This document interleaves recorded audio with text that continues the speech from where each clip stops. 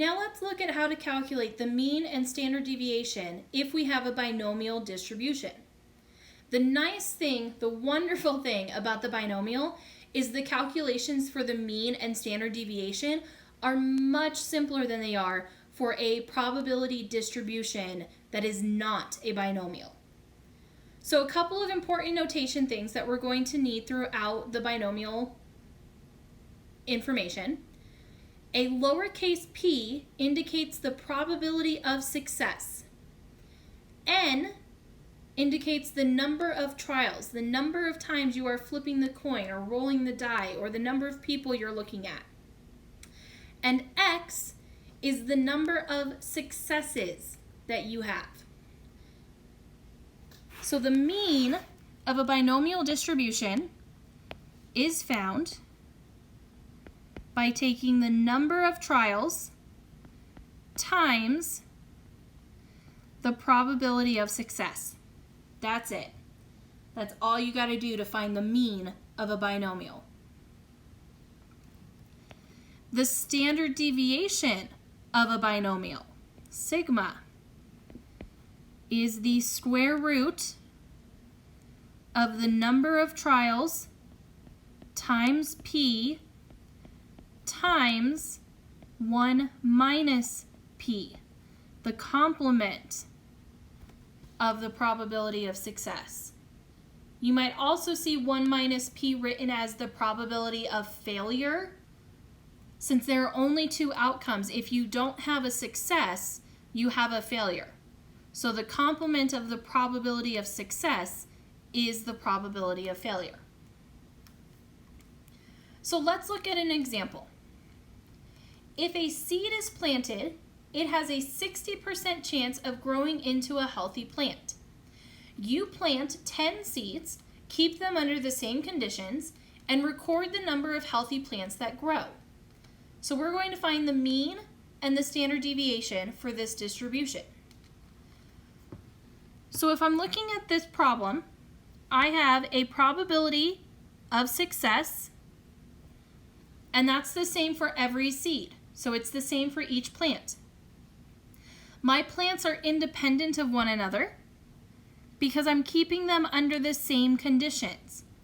If some plants were kept in sunlight and some plants were not, then they would not be independent of one another. Some things have different factors going on, but since they were kept under the same conditions, they're independent.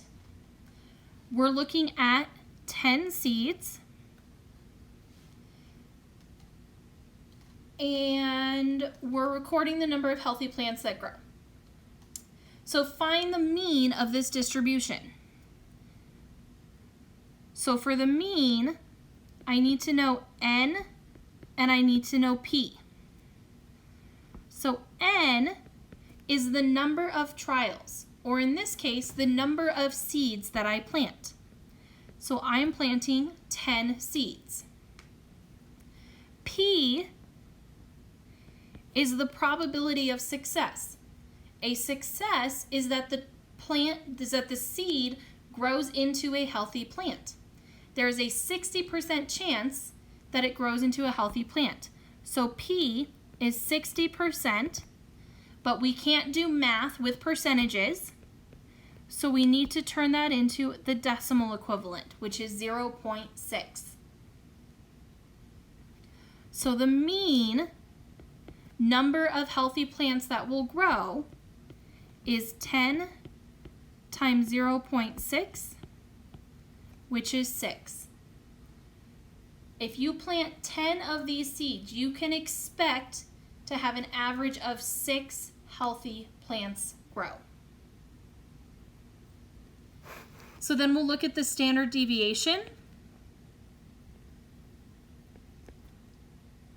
So I've already identified each of the pieces that I need for the formula. So we needed N and P, and then 1 minus P. So the standard deviation is 10 times 0.6 times 1 minus 0.6. Or you could also plug that in as 0.4. Whoopsies. So when I plug that in, I get 1.5492.